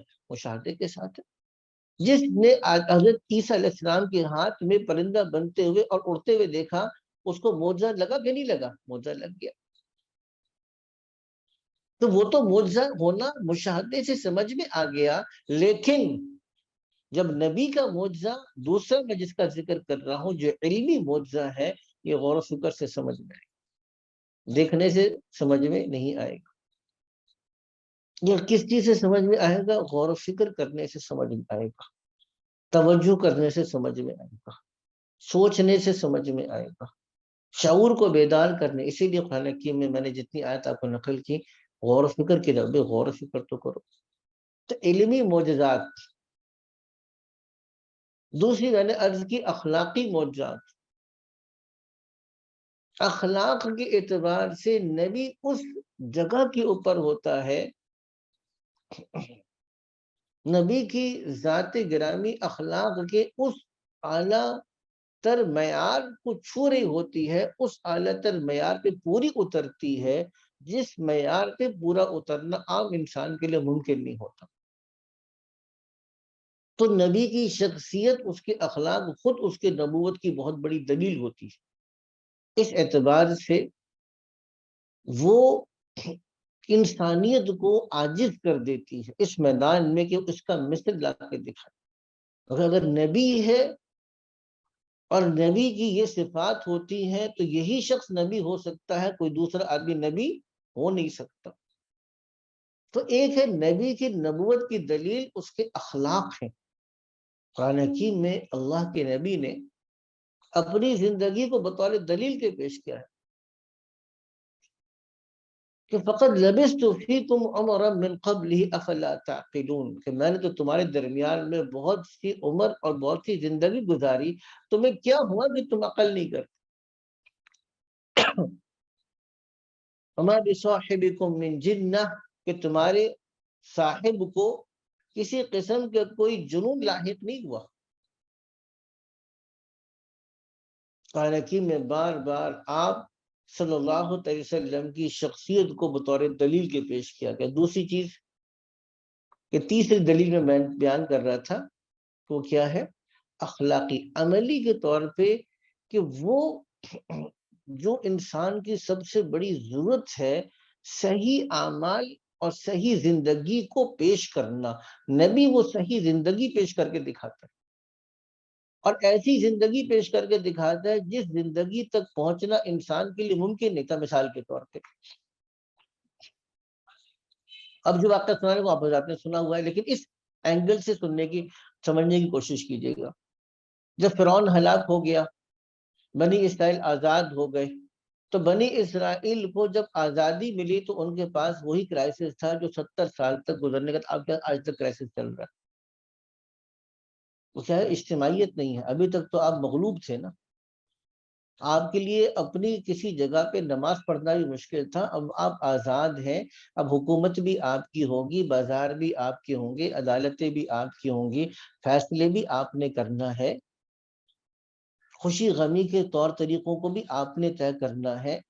تو سارے آپ نے ایک مکمل معاشرے کی تصویر پیش کرنی ہے۔ تو اس وقت بنی اسرائیل نے موسیٰ علیہ السلام سے کہا کہ موسیٰ آپ ہمارے لیے کوئی شریعت کو کتاب لے کر آئے جس کے مطابق ہم عمل کر سکے۔ تو موسیٰ علیہ السلام کوہ طور پہ تشریف لے گئے، اور وہاں پر اللہ نے حضرت موسیٰ علیہ السلام کو تورات عطا فرمائی، اور تورات کی شکل میں حضرت موسیٰ علیہ السلام جب اس کو لے کر آئے تو اب کیا ہوا؟ اب وہ پورا کا پورا نظام زندگی پیش کیا۔ تو موسیٰ علیہ السلام خود نہیں کہہ سکتے تھے کہ یار تھوڑی سی پارلیمنٹ بناؤ، شورا بناؤ، ووٹنگ کر لو، الیکشن کر لیتے ہیں، امیدوار کھڑے کرو، الیکشن کمیشن بٹھاؤ، سب لوگ جب مل جائیں گے، جمہور جو فیصلہ کرے گا، اکثریت جو فیصلہ کرے گی وہ برحقی ہوگا نا. پریشان کیوں ہوتے ہو تم؟ آزادی مل گئی نا. اب آزادی ملنے کے بعد اپنے اتفاق رائے سے کاؤنٹنگ کر کے فیصلے کر لو. کیا مسئلہ ہے تم کو؟ موسیٰ علیہ السلام نے تو گئے اور شریعت لا کر دی، اور شریعت کے مقابلے میں اکثریت کا فیصلہ کیا تھا؟ اکثریت تو بہت بڑی چیز ہے نا. اکثریت کا مینڈیٹ دیکھا جاتا ہے آج کل. میں نے عرض کیا تھا کہ سارے سوالات کا جواب کو قرآن سے ملے گا انشاءاللہ تعالی. اگر میں کہیں پر ایسی بات کہہ رہا ہوں جس کا تعلق مبالغے کے ساتھ ہے، یا آپ کو لگتا ہے کہ یہ ایگزیجریشن کر رہے ہیں یا مس انٹرپریٹیشن کر رہے ہیں، تو مجھے بتائیے گا، میں اس کو ریکٹیفائی کروں گا. جتنے سننے والے موجود ہیں، زوم میں موجود ہیں، میں ان سے خدمت میں یہ بات عرض کر رہا ہوں. اگر آپ کو لگتا ہے کہ جی یہ ایگزیجریشن ہے، مس انٹرپریٹیشن ہے، مس ریپرزنٹیشن ہے، یا دو مختلف چیزوں کو آپ ایک چیز گڈمڈ کر رہے ہیں، تو پھر مجھے بتائیے گا، میں کروں گا. اکثریت نے یہ کہا سمعنا وعصینا، قرآن حکیم میں ہے کہ اکثریت نے یہ کہا کہ ہم نے سن تو لیا، ہم سے نہیں ہو سکے گا. تو موسیٰ علیہ السلام دستبردار ہو گئے کہ بھئی چونکہ اکثریت نے کہہ دیا ہے، اور اکثریت کی رائے برحق ہوتی ہے. جو اکثریت کہتی ہے اس کے مطابق فیصلے ہونے چاہیے. اب اکثریت کہتی ہے کہ شریعت نہیں چلے گی، تو نہیں چلے گی. پھر کیا کیا اللہ تعالیٰ نے؟ حافظ صاحب موجود، ہاں، کہ ہم نے تمہارے اوپر پہاڑ کو معلق کر دیا. اذ اخذنا میثاقکم، آگے کیا ہوا ہے؟ ورفعنا فوقکم الطور خذوا ما آتیناکم بقوۃ واسمعوا واذکروا ما فیہ لعلکم تتقون. یہ آیت آ گئی سورہ بقرہ کی. اب آگے آ رہا ہے یہ. کیوں؟ کیونکہ نظام زندگی جب اللہ نے دے دیا، اب اس کے مطابق آپ نے عمل کرنا ہے. اس نظام زندگی کا آنا اور اس نظام زندگی کا ہر حال میں کامیاب ہونا، یہ نبی کی نبوت کی بڑی دلیل ہے. تو نبی کی نبوت کی دلیل کتنی چیزیں ہوتی ہیں؟ 4 چیزیں ہوتی ہیں. دوبارہ سے سنیے گا. اور یہ 4 چیزیں میں نے آسانی کے لیے کی، اگر دیکھیں گے تو اس سے بہت زیادہ نکلیں گی. میں تو صرف سمجھانے کے لیے 4 چیزوں کو بیان کیا. ایک ہے نبی کے ساتھ حسی مشاہدے، حسی معجزات ہوتے ہیں. تو حضور اکرم صلی اللہ علیہ وسلم کے ساتھ حسی اور مشاہداتی معجزات تھے کہ نہیں تھے؟ جی وہ سب تھے کہ نہیں تھے؟ کیا تھے؟ ایک کا ذکر تو خود قرآن میں تھے، اقتربت الساعۃ وانشق القمر. حسی معجزہ ہے نا. چاند کا 2 ٹکڑے میں ہونا یہ کیا ہے؟ حسی معجزہ ہے. پھر مولوی صاحب نے جیسے کہا کہ صحیح روایت میں آتا ہے کہ آپ نے ہاتھ رکھا تو اس میں سے پانی نکل رہا ہے. اللہ کے نبی کے ساتھ بے تحاشا حسی معجزات تھے. اس کا ذکر دلائل النبوہ. حسی کا مطلب یہ ہوتا ہے کہ which can be tested, which can be، یعنی tested کا مطلب یہ ہوتا ہے which can be experienced, which can be seen, which can be touched, anything which can be، جس کو ہم کہہ سکتے ہیں which can be observed. کوئی چیز آپ کی observation میں ہو تو وہ چیز ہوتی ہے جس کا تعلق آپ کے مشاہدے کے ساتھ ہوتا ہے، آپ کے دیکھنے کے ساتھ ہوتا ہے، آپ کے سننے کے ساتھ ہوتا ہے. تو اللہ نے اپنے نبی کو، آپ صلی اللہ علیہ وسلم کو بہت سے معجزات عطا فرمائے جس کا تعلق حسی معجزات بھی تھا. لیکن آپ کا سب سے بڑا معجزہ کیا؟ قرآن. اچھا، یہ قرآن حکیم سب سے بڑا معجزہ اس لیے ہے کیونکہ جتنے حسی معجزات ہیں وہ نبی کے ساتھ اس زمانے کی حد تک خاص ہوتے ہیں.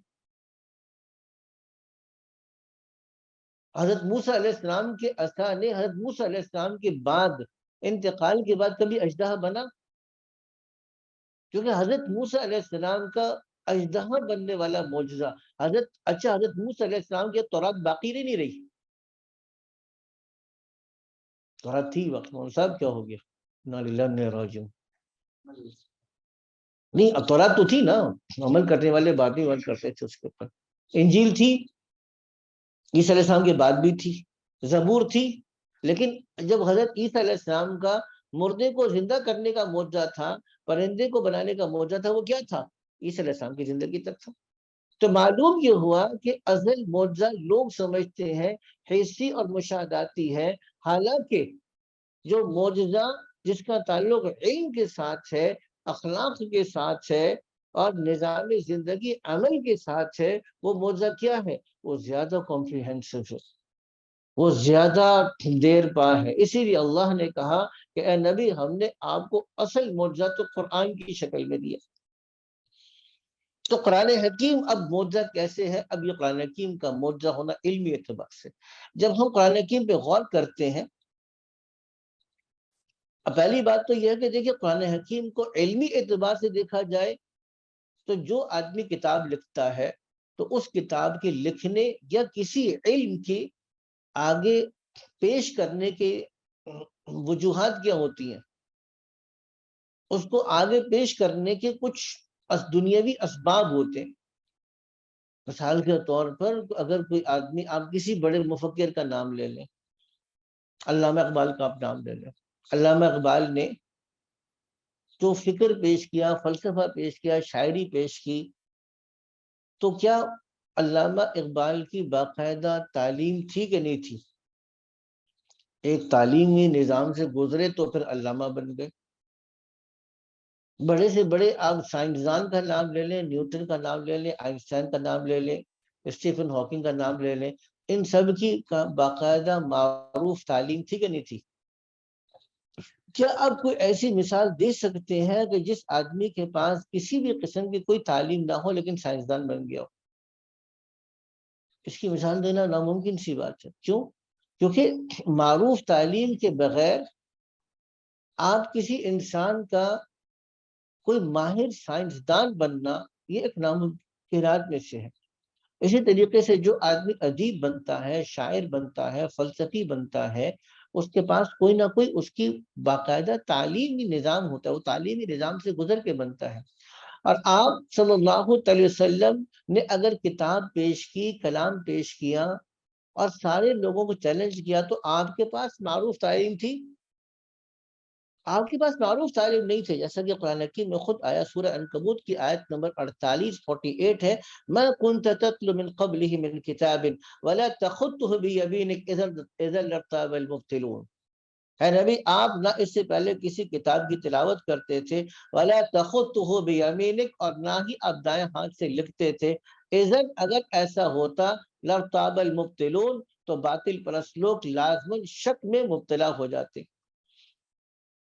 تو گویا کہ پہلی بات اب قرآن معجزہ کس اعتبار سے ہے کہ آپ صلی اللہ علیہ وسلم نے جو قرآن کو پیش کیا، تو قرآن حکیم کو پیش کرنا بغیر معروف تعلیم کے ہے، گویا کہ بغیر اسباب کے، خلاف اسباب آپ کے پاس وہ علوم آئے جو کسی کے پاس نہیں تھے۔ تو معجزے کی تعریف میں پہلا جز کیا تھا کہ آپ معجزہ خلاف اسباب ہوتا ہے۔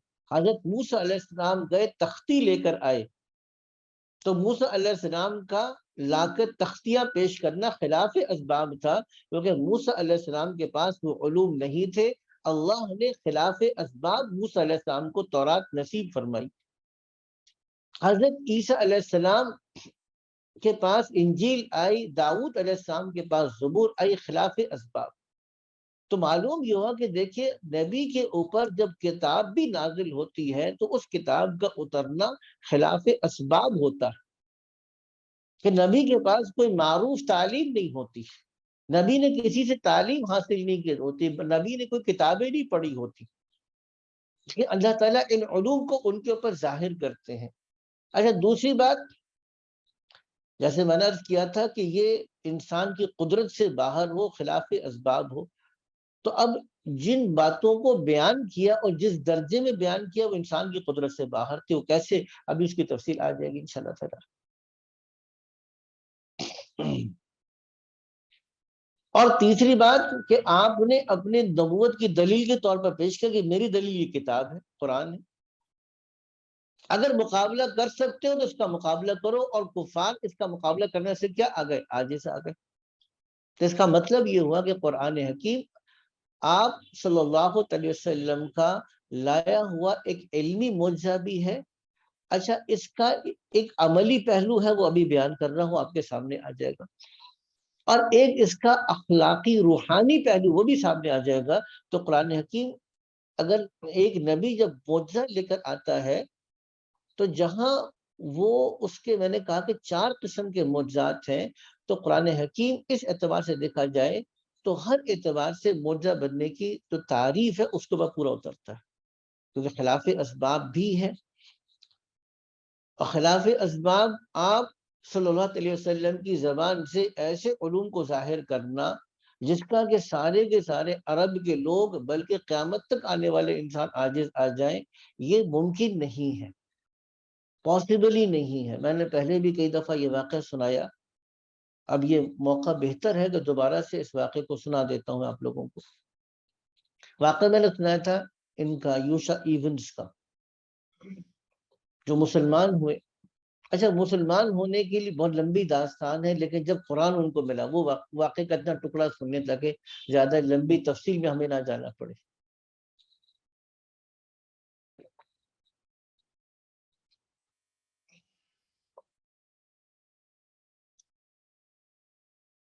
جو قرآن ان کو ملا تو جس چیز نے ان کو جھنجھوڑا، کس چیز نے جھنجھوڑا؟ سورہ بقرہ کی آیت نمبر 2 نے ان کو جھنجھوڑا. وہ کس بات پر؟ سورہ بقرہ کی آیت نمبر 2 میں جب اس بات کو پڑھا کہ ذالک الکتاب لا ریب فیہ، کیونکہ ہم تو ایک عادت کے مطابق پڑھتے ہیں نا قرآن، اس نے تو اسی لیے پڑھا کہ بھئی یہ لوگ مسلمان کہتے ہیں اللہ کی کتاب ہے، دیکھوں تو صحیح ہے کہ نہیں ہے. اسی لیے دیکھا کہ میں دیکھوں تو صحیح کہ یہ قرآن حکیم اللہ کی کتاب ہے کہ نہیں ہے. تو جب یہ لا ریب فیہ جب دوسری آیت پہنچے تو اس نے ان کو چونکا دیا، کیونکہ ایک انسان یہ بات کیسے کہہ سکتا ہے کہ میرے اس کلام کے اندر کسی قسم کی شک، اس کے اندر کسی قسم کی شک کی گنجائش نہیں ہے، اس کے اندر کسی قسم کی تبدیلی کی گنجائش نہیں ہے، اس کے اندر کسی قسم کی کوئی جھول نہیں ہے. کوئی انسان یہ بات کیسے کہہ سکتا ہے؟ اور جب آگے چلے غالباً سورہ بقرہ کی آیت نمبر 24 ہے جس میں اور چیلنج کیا گیا تو اور زیادہ. اچھا اس وقت تو طبیعت میں یہ تھا چونکہ اسلام سے واقفیت نہیں تھی، نہ صرف یہ کہ واقفیت تھی بلکہ ذہن کے اندر یہی بیٹھا ہوا تھا جیسا کہ عام طور پہ غیر مسلم لوگوں کے ذہنوں کے اندر بیٹھا ہوتا ہے کہ یار اس کی کوئی، یہ مسلمان پتہ نہیں عجیب و غریب قسم کے لوگ ہی بیٹھا ہوا تھا. تو جب یہ آیت پڑھی جو میں بتا رہا ہوں تو ذہن میں آیا کہ دیکھو میں ثابت کر کے دکھاؤں گا کہ اس میں غلطی ہے، میں کروں گا ثابت. لیکن جب پڑھتے گئے اور قرآن کو ختم کیا تو کیا کہا؟ ذالک الکتاب لا ریب فیہ، واقعی. اور گئے جا کر امام صاحب سے کہا جن سے قرآن ملا تھا ان سے کہا جی مسلمان ہونا چاہتا ہوں. تو امام صاحب نے کہا دیکھو اتنی جلدی مت کرو، مسلمان ہونے کے لیے 2 چیزیں چاہیے. ایک یہ ہے کہ تم اس بات کا یقین رکھتے ہو کہ ایک اللہ ہے، توحید کا اقرار کر لو. اس نے کہا میں ہمیشہ سے اس بات کا قائل رہوں کہ ایک اللہ ہے، میں نے اللہ کے ساتھ کبھی کسی کو شریک نہیں کیا.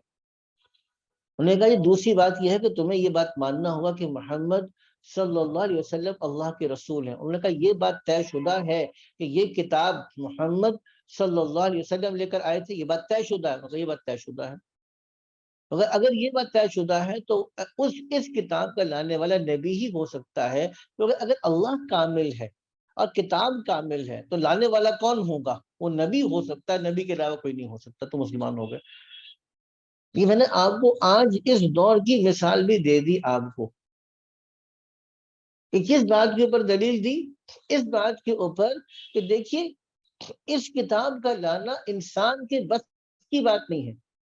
تو قرآن حکیم کا بطور معجزے کے ظاہر ہونا یہ بغیر اسباب کے ہے، یہ بغیر اسباب کے یہ معجزہ ظاہر ہوا. اب ہم آگے تھوڑا سا بڑھتے ہیں اور آج کا ہمارا سیشن ختم ہونے میں 10 منٹ باقی ہے. پہلے تو میں وہ تقریباً کوئی 12-13 جو وجوہات ہیں وہ آپ کے سامنے نقل کر دیتا ہوں.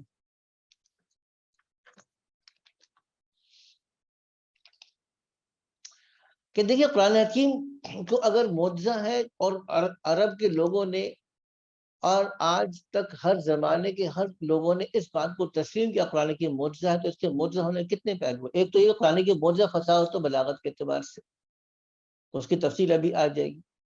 دوسرا میں نے کہا کہ قرآن کی معجزہ ہے اپنے نظام زندگی کے اعتبار سے، جو نظام زندگی قرآن حکیم نے دیا، اور جیسا کہ ہم چلیں گے آگے چل کر آپ کے سامنے میں پیش کروں گا۔ ابھی یہ میری ڈائری ہے، اس ڈائری کے بالکل آغاز میں نے اپنے جو ہماری ویکنڈ کلاس ہوتی ہے اس کے لیے میں نے تھوڑا سا کام کیا تھا، تو یہ تقریباً آیت المدائنہ ہے۔ آیت المدائنہ یہ سورہ بقرہ کی غالباً آیت نمبر 282 ہے، شاید 282 ہے نا۔ اب آیت المدائنہ کے اندر یہ میں نے اس میں 27 نکات لکھے ہیں، عملی رہنمائی کے ایک آیت کے اندر 27 اصول، یہ میرے سامنے میری ڈائری کے اندر موجود ہے۔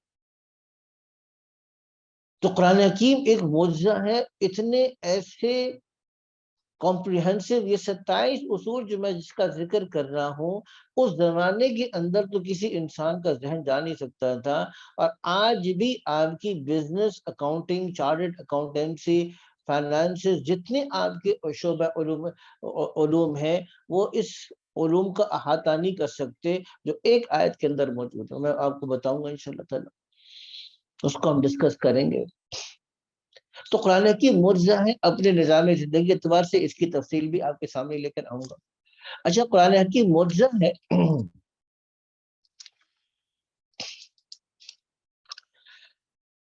پچھلے قوموں کے واقعات کو بیان کرنے سے، یہ بھی ہم قرآن حکیم کے ترجمہ دور تفسیر میں جب پڑھیں گے تو اس کے دلائل بھی سامنے آئیں گے کہ آپ صلی اللہ علیہ وسلم نے کسی کتاب کو نہیں پڑھا، کسی سے تعلیم حاصل نہیں کی، اہل کتاب کے درمیان میں کبھی آپ نہیں رہے، یہودیوں کے درمیان میں کبھی آپ نہیں رہے، عیسائیوں کے درمیان میں کبھی آپ نہیں رہے، لیکن آپ نے پچھلی قوموں کے واقعات ان کے مطالبے پر بلا کم و کاست نہ صرف بیان کیے بلکہ ان لوگوں کی غلطیوں کی بھی اصلاح فرمائی۔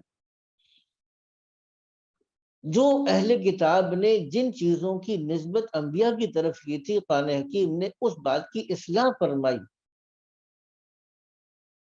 اس پر بھی میں آپ کو ریفرنسز دوں گا، تھوڑی سی آگے چلتے ہیں۔ چوتھی چیز ہے کہ قرآن حکیم نے بہت سی مستقبل کی پیشن گوئی دی۔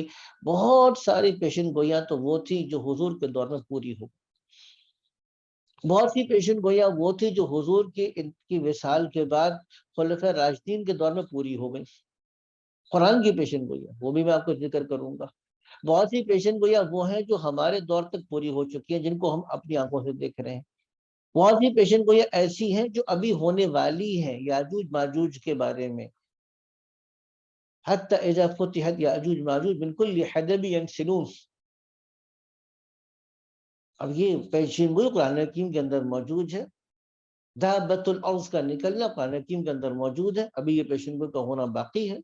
تو قرآن حکیم نے بہت سی پیشن گوئیاں کی جو 100% پوری ہو گئی حضور کے دور میں۔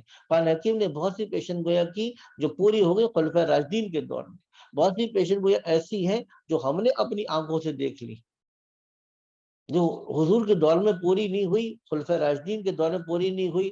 درمیان کے اندر بہت سے لوگ ان چیزوں کو پڑھتے تھے، ان کو سمجھ میں نہیں آتا تھا، ہمارے دور میں آ کے پیشن گوئی پوری ہو گئی، ہم اپنی آنکھوں سے آج دیکھ رہے ہیں۔ اس کے بارے میں بھی آپ کو بیان کروں گا انشاءاللہ تعالی۔ پانچویں چیز قرآن حکیم کی روحانی تاثیر، بہت منفرد چیز ہے۔ جیسے میں نے آپ سے کہا تھا کہ جو اخلاق ہے، اخلاق کس چیز کا نام ہے؟ انسان کے اندر کردار سازی، خیر کو بیدار کرنا، انسان کے اندر سے شر کو مغلوب کرنا۔ تو انسان کے اندر روحانیت کو بیدار کرنا، اور یہ روحانیت کو بیدار کرنا چونکہ روح دنیا کی چیز ہے نہیں۔ آپ پہلوان بن سکتے ہیں، غذا کھا کھا کے اچھی غذائیں کھائیں گے، اچھا اس اچھی غذاؤں کے کھانے کا نسخہ دنیا کی ساری اقوام کے پاس ہوگا، کیونکہ اس کا تعلق دنیا کے علم کے ساتھ ہے۔ آپ کا جسم صحت مند کیسے، اس کا تعلق دنیا کے علم کے ساتھ ہے۔ لیکن آپ خیر کا مرکب بن جائے اور شر سے بچنے والے بن جائیں. اب یہ دنیا کی عقل فیل ہے. آپ کے سامنے آج موجود ہے کہ آپ شرم اور حیا کی حدود کو ابھی تک طے نہیں کر پا رہے. ابھی قرآن حکیم نے روحانی تاثیر رکھی اور اس روحانی تاثیر کے بارے میں بات کروں گا. اچھا، پھر قرآن حکیم میں ایسے اشارات ملتے ہیں کہ اس زمانے کے لوگ تو اس علم کی سطح تک نہیں پہنچ سکتے تھے. تو آج کی سائنس نے بہت سی چیزیں ہمارے سامنے لے کر آئی. اس زمانے کے لوگوں تک یہ بات موجود نہیں تھی، اور خود آج کے سائنسدان اس بات کو تسلیم کرتے ہیں کہ 1400 سال پہلے ان 14th سینچری، آج سے 600 سال 1400 سال پہلے اگر آپ دیکھا جائے گا، ان 6th century, sorry not 14th century بلکہ 6th and 7th سینچری میں that was not possible. تو اب یہ کہ وہ باتیں کون سی ہیں اس کو بھی ہم ڈسکس کریں گے. اچھا، قرآن حکیم کا جو نزول ہے، قرآن حکیم کی جو ترتیب ہے، قرآن حکیم کی جو تدوین ہے، 23 سال میں اترا ہے. تو لیکن 23 سال میں متفرق اترنے کے بعد جو قرآن حکیم جس طریقے سے، جس مربوط انداز میں پیش ہوا، یہ بہت بڑی دلیل ہے. اس کے اوپر بھی کلام کروں گا انشاءاللہ تعالیٰ میں. یہ 7 باتیں ہو گئی. اب ہم آتے ہیں 8ویں بات کہ قرآن حکیم نے، اللہ سبحانہ وتعالیٰ نے انسانوں کے دلوں کے حالات کو بیان فرما دیے، اور خاص طور سے قرآن حکیم کے جو مخاطبین، مخالفین تھے، ان کے دلوں کے بھیدوں کو، بلکہ صحابہ کرام کے دلوں کے بھیدوں کو بیان کر دیا. اذ ہمت طائفتان منکم ان تفشلا واللہ ولیہما. اور انہوں نے بعد میں تصدیق کی، ہاں واقعی ہمارے دلوں میں یہ خیال آیا تھا. اب دل کی بات کو بیان کر دیا، منافقین کے دل کی باتوں کو بیان کیا، کفار کے دل کی باتوں کو بیان کیا. اس کی بہت تفصیل ہم بیان کریں گے. اچھا، 9th پوائنٹ ہے کہ قرآن حکیم نے انسانی فطرت کی صحیح تشخیص کی. اچھا، فطرت کسے کہیں گے؟ فطرت ایک آفاقی چیز ہے. آفاق کسے کہتے ہیں؟ ہماری تو اردو بھی ماشاءاللہ سے، ہماری سمجھ میری اردو، ہم جب کہتے ہیں لوگ ناراض ہوتے ہیں تو ہم کہتے ہیں میری اردو کمزور ہے. ٹھیک ہے، آفاقی کا مطلب یونیورسل ریالٹی ہو. اب کسی علاقے میں چلے جائیں تو کوئی علاقہ ایسا ہوگا جہاں پر کوئی انسان اپنے بچوں سے پیار نہ کرتا ہو؟ نہیں. مسلمان ہو، کافر ہو، گورا ہو، کالا ہو، ہر جگہ یہ ہے کہ لوگ اپنے بچوں سے پیار کرتے ہیں. تو بچوں سے پیار کرنا کیا چیز ہوئی؟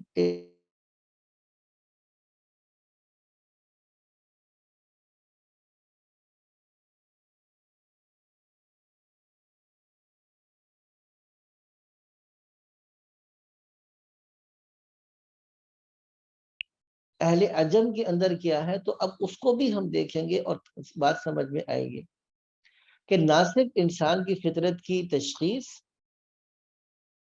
اور پھر اس کا علاج بھی قرآن حکیم بتاتا ہے. اچھا، ایسی تشخیص اور ایسا علاج جو ہر دور میں، ہر علاقے میں قابل عمل ہو، اس کو بھی میں بیان کروں گا انشاءاللہ تعالیٰ. اچھا، اب اللہ نے ایسے